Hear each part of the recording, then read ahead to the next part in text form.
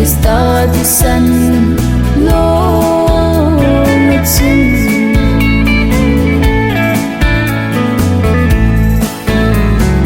tu lai Christa i-hinkho lungmonna di ta neilou atam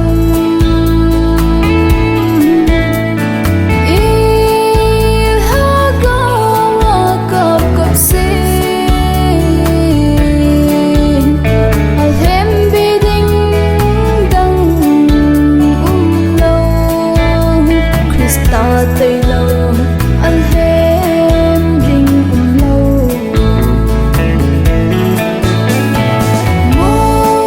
MUTHEILOU LHAGAO lungmonna jing hinna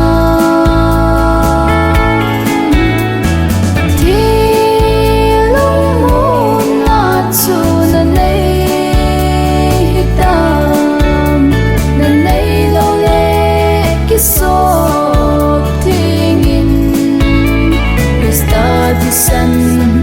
loule chen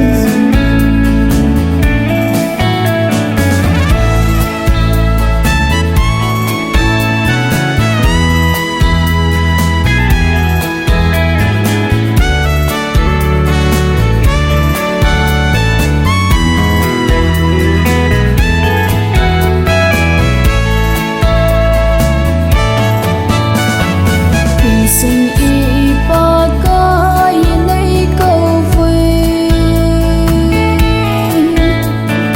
đừng hay mà lắm bên tình in